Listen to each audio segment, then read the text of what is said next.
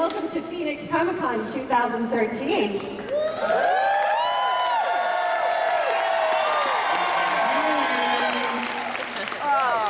All right, my name is Sam. And I'm Mandy. Hi, Mandy. Hi, Sam. We will be your host today for the 20th anniversary celebration and reunion of the cast and creator of Babylon 5.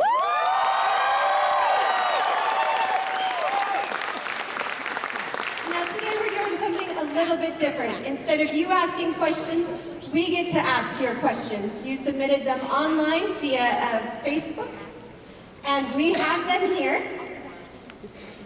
And now, please join us in welcoming the cast and crew of Babylon 5.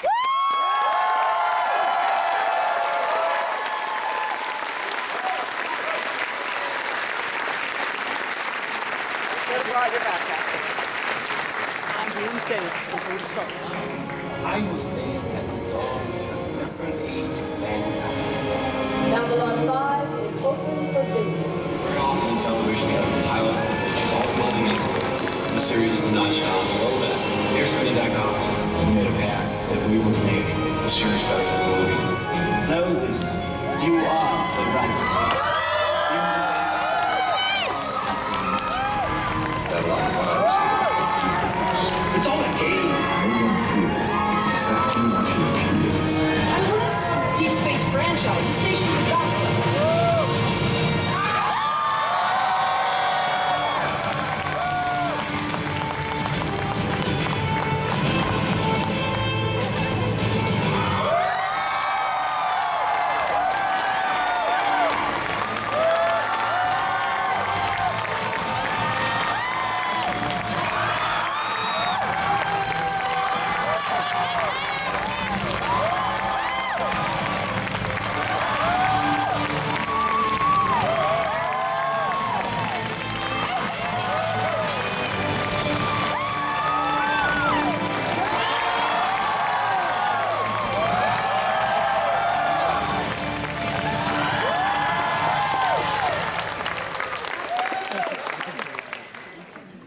Let's go ahead and start with Ranger Marcus Cole, Jason Carter.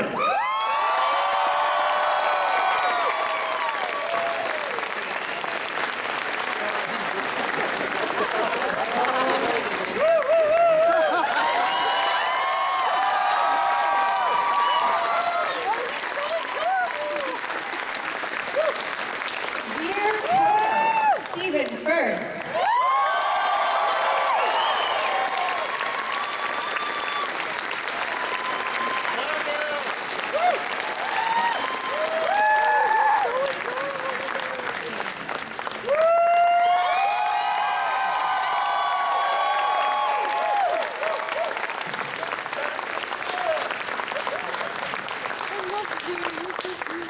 Captain Elizabeth Lockley, Tracy Scoggins.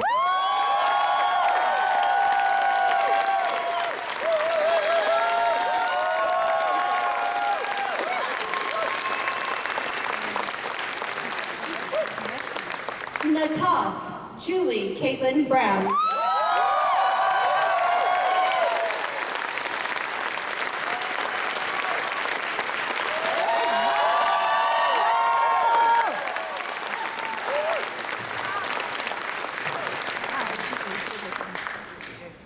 Telepath Byron, Robin Atkin Down.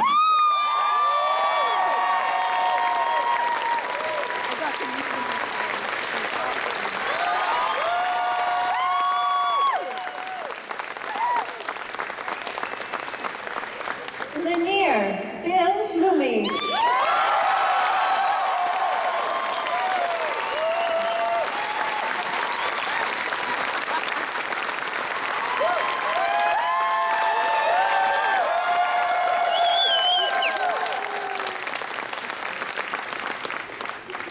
As Alfred Bester, Walter Koenig.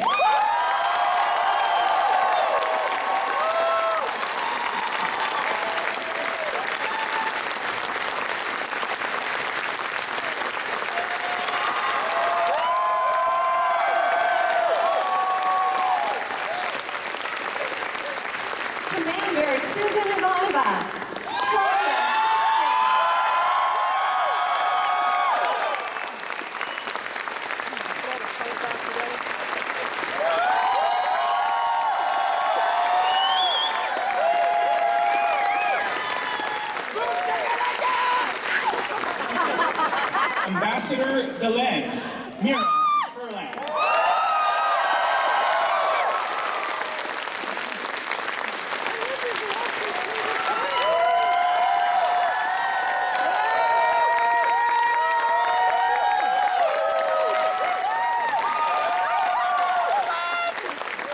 Ambassador Londo Malari, Peter Jurasik.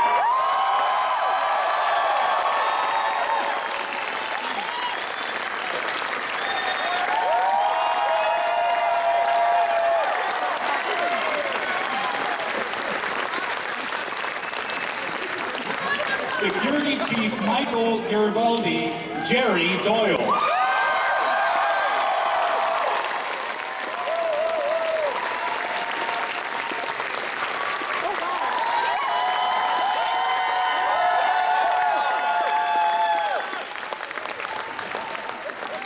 Telepath Talia Winters, Andrea Thompson.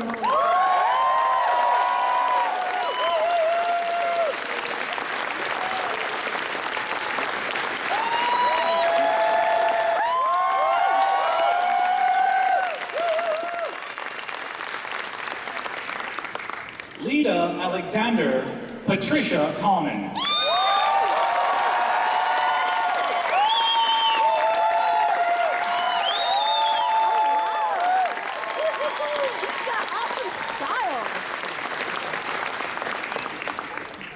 And the great maker himself, Mr. J. Michael Straczynski.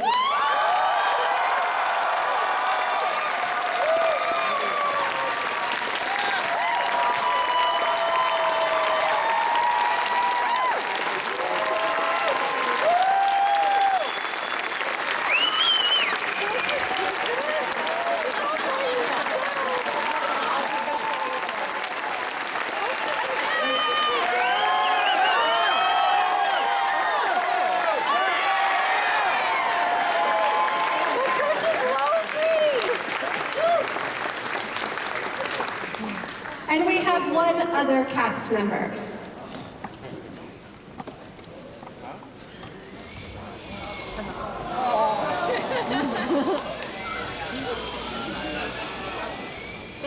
Hello, everyone at the Phoenix Comicon. I'm a working actor and I got a job. This sometimes happens in the television industry.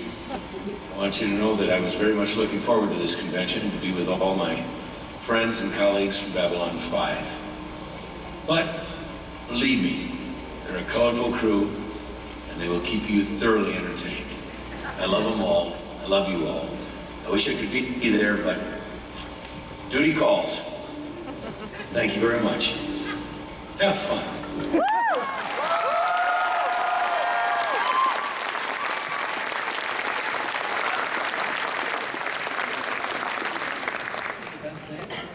Mr. Straczynski. Can I call you Joe? Sure. How did the original idea for Babylon 5 series evolve from when you first started working on the idea to when it actually became a reality? This is the best you got for questions? You got this crew here, a lame question like that? There's scandal, there's intrigue, there's all kinds of stuff. And how did the story change over time? It got better. The question sucked.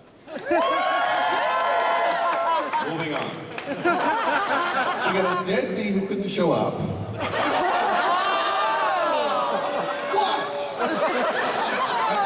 Who says Bruce is a deadbeat? Come on, raise your hand. That was a that sucked. I would have shot that over. Maybe this one will be better? I have a question for Stephen. Stephen, I'm trying to talk to you, sir. wake up. It's Monday, it's Morning in America. What was the question? Did you ever feel that through Veer, you were the personification of Londo's conscience? Yeah. Did I?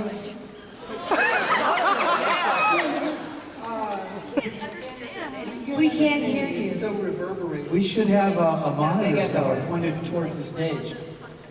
Did I ever feel like I was Londo's conscience?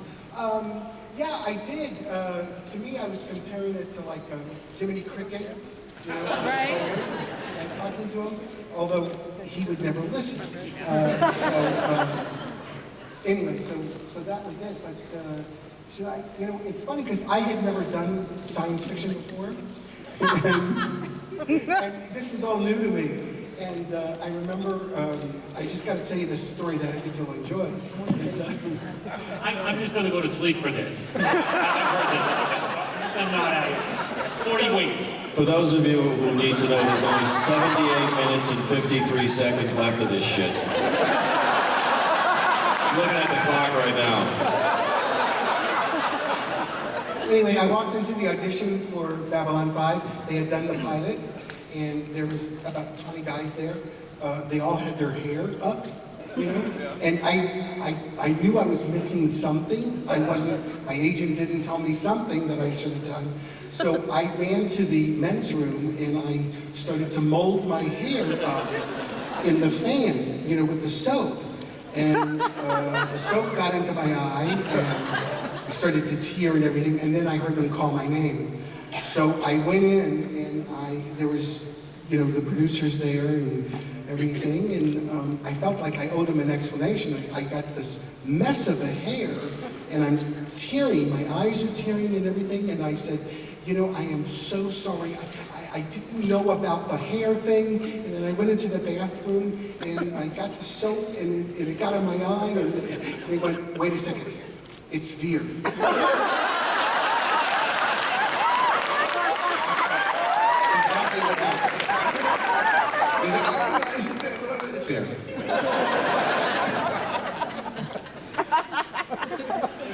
This actually goes out to the audio visual. If we can have the reverb turned down just a little bit, we're having a little bit of a difficulty on this side hearing some of the questions.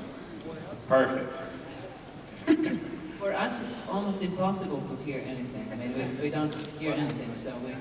No, we're better off not hearing each other, I've discovered. This is wonderful for us. Yeah, we went 5 seasons without listening to each other.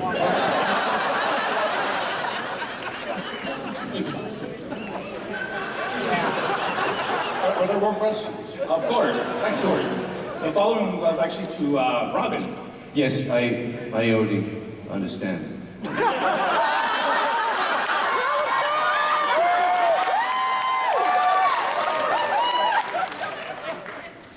Byron was a noble, altruistic, and self-sacrificing character. But we didn't get to see much of his lighter side. Do you think he had one, or what would Byron have found funny? You see, the problem was when I was called to Byron. I was in South America, and he said that I want you to do British accent. I said, I cannot, I was in the Pussy Boots. And, the lighter side, I don't know. You know, we wore a lot of Versace on the show. And we were poor telepaths. I always had a hard time getting around that because we should have just sold off all our clothes. You know, I didn't think Then that. we could have afforded the home world. Right. Or sold your hair if we could have done that.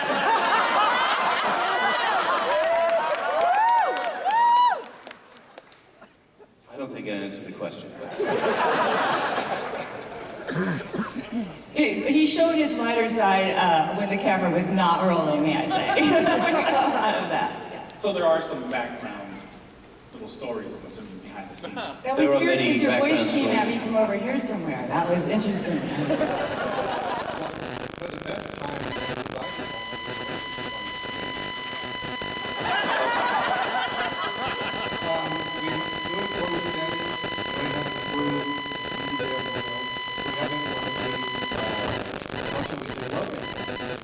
Why did you write me a nude scene when I was 42 years old and I had to be breastfeeding?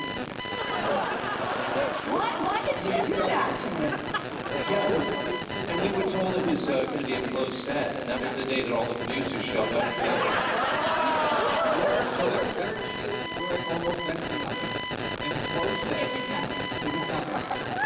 Damn, I missed that. And Doug Heather, one of the producers on the show, has word of his executives going to tour. And in the middle of this scene and come 5 guys in suits. And you're trying to be sincere and Well, but Pam, we had our first AD was, we had 2 first ADs. They alternated episodes, and we made sure that the female first AD was on the set for the nude scene. And Pam was blocking away, and she said, nobody can come on this set unless you take all your clothes off. And Jerry went, I'm there. So the only word that I can pick out of all of that is breasts.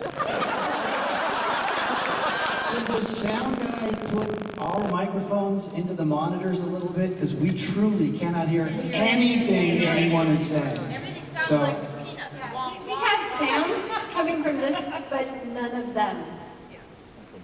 thank you. We have the moderators in the monitor, but we don't have ourselves in the monitor. And since it'd be much better if we could hear We ourselves. can hear the gentleman I at can hear the you end now. really well, but we can't hear a word anybody else is saying. And we paid our money too. What if we took...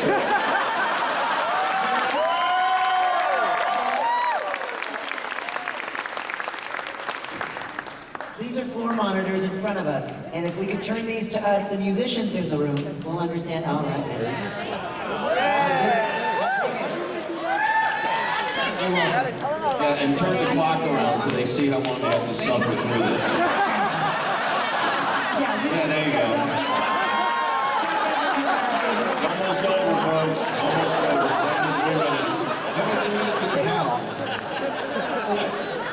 hot, but it's not hell. And Don't take any of this personally, we never did. Who wants to start over? Everybody get up and start. I like the intro. Let's do that 5 times. We're out of here. I want Stephen to tell the casting story again. Could Stephen tell the casting story again? Yeah. 6th time I heard it. Because I kind of don't want to ask this question. I think it's serious. We'll make it not serious, just go ahead. Well, then it's for Claudia. Oh, it's definitely not going to be serious now. Obviously, you haven't read my book. And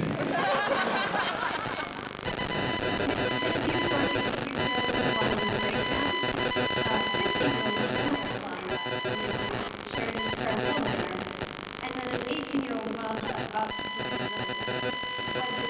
to transition between these 3 stages. No, because I think Ivanova was always an 18-year-old stuck in a 60-year-old's body anyway, so it doesn't really... The ferret wig was the most difficult part of that whole thing. I believe that they were trying to cast somebody that was 18 to play me at 18, and I had to bring in a headshot proving that I really hadn't aged that much. I mean, that I didn't look that much older than I would have. I was only 27, and the character was 10 years younger. Yeah, so I went in. Super fine, baby. Well, thank you, baby. I especially like people who come up and say, "You still look." No, so listen. So I'm talking. So you know I love her. That's why I'm here. No, so I went into the casting office and I was all in a huff. And I said, you know, why are you trying to find somebody that's... I mean, I haven't... Look, here's my 8x10 from when I was 18. Here's the one nowadays. And on the counter, I saw everything from, like, Asian girls, Hispanic girls. That was just Joe's porn. I think that was a harem that was coming in later on. No, I don't know what the thing was. No, but to answer your question, no, it wasn't very difficult at all because... like I said, I think that she was probably mature when she was young as well. Thank you. Jerry and I were just talking about this. We're taking over the fucking town, just so you understand. Listen, we're sorry, these are... Yeah, you can listen to NPR anytime. So who wants to chime in? What was the most annoying part of being on Babylon 5? The most ridiculously hard part? No bottled water. Styrofoam cups. The fish meals. Coming from the man who had clam chowder in Arizona last night. Worshipping the porcelain goddess Danger, all night danger. long.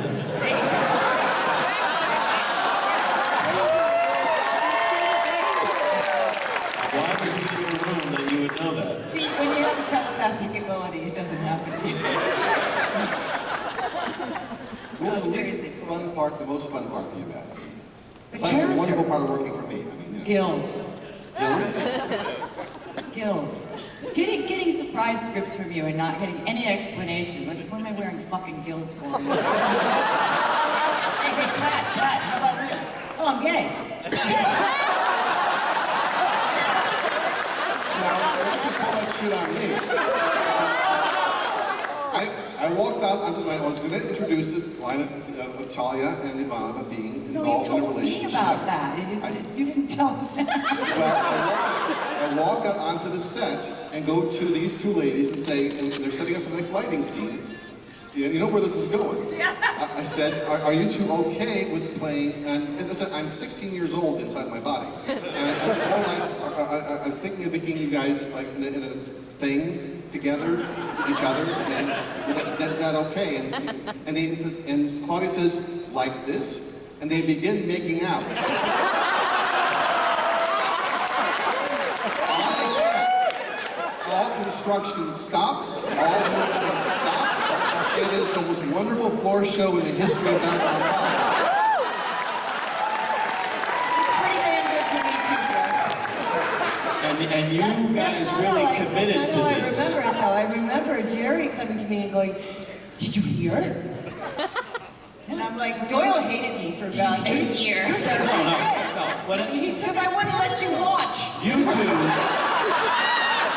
two would be in the jacuzzi drinking champagne while I was acting my ass off on a cul-de-sac next to an Orange Julius factory and calling up and going, they need to talk to you right away. Dre needs to talk to you right away. So I'd be like, okay, finish the scene up. I'd run and go grab a set phone and go, whoa, what's going on? What's going on? Oh, just in the jacuzzi drinking champagne.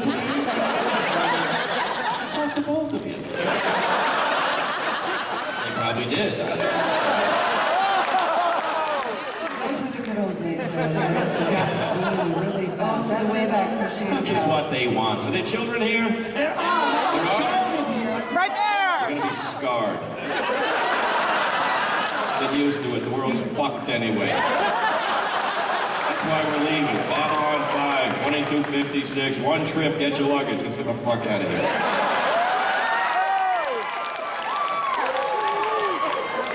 I'll be explaining this for years.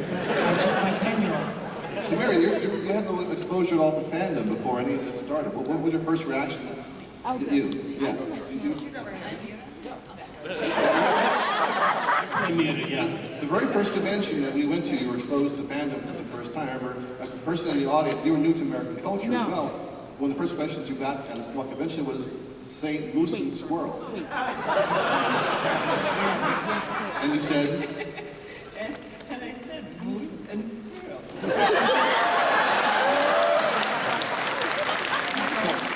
how was it entering the world of fandom for you? How's it been over the No, years? I remember somebody from the audience, I was telling them the story of the war and how I lost my country, basically, and my family, and so on and so on, my family of actors, and my whole world. And somebody from the audience said, welcome to your new family. And it stuck with me, and it became truth, you know. I really was welcome to his new family, and I appreciate it very, very much.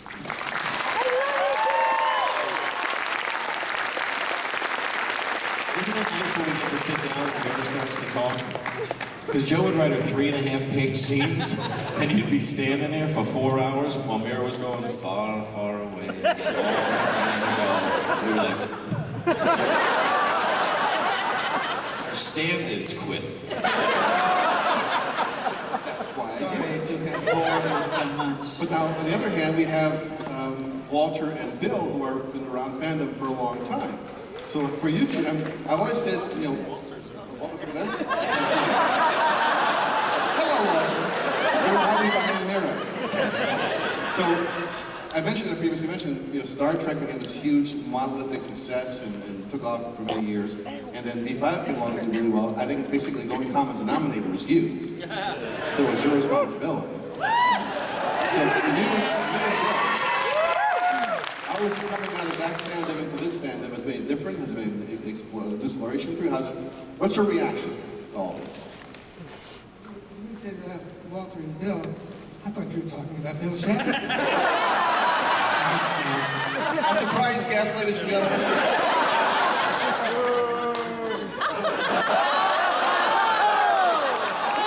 He's a douchebag.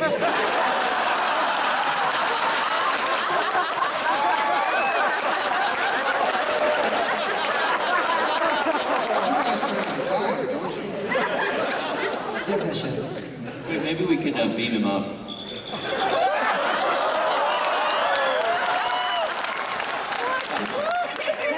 All weekend to pull that. Remember when Walter showed up the first day playing Bester, he came to the lunch table and we all stood up in deference to senior officer. I should pass this on to Billy. Having survived the 60s sci-fi scene, where, we responded to guys in bad rubber suits on Babylon 5, we were responding to guys in good rubber suits. So that was a big difference. But in terms of the whole sci-fi fandom, although Walter and I had been going to cons for probably a good 10 years before Babylon 5 really came onto the air, there is a big difference in the way conventions and fans are so organized now, and people buy your autograph. I can't imagine having sold my autograph, in the 60s and 70s, and here we are doing that now. And that's a little weird, but it's good as long as you guys are happy and we're happy. And I'm proud to be a part of the 60s sci-fi, and proud to be a part of Babylon 5. Thank you, Joe.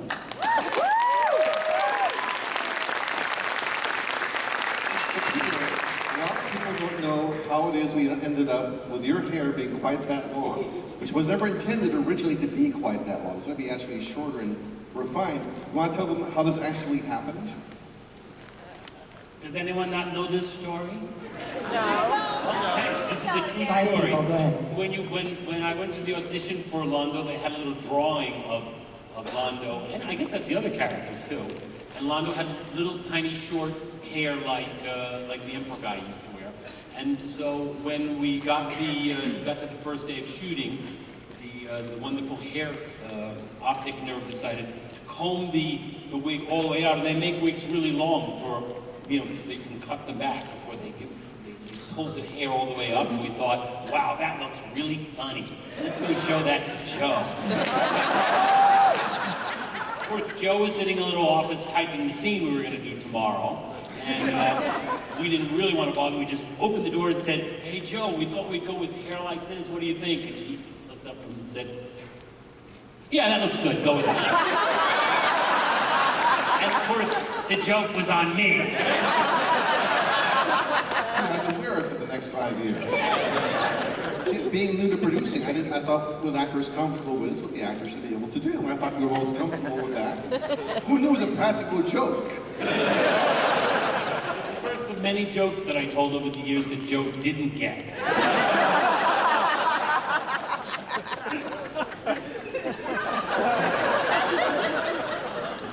Do you have a good question to ask? A smart, informed, funny, dangerous, resourceful question. Find something. Don't take Count for this personally, yourself. you guys. You're an accountant. Count for yourself.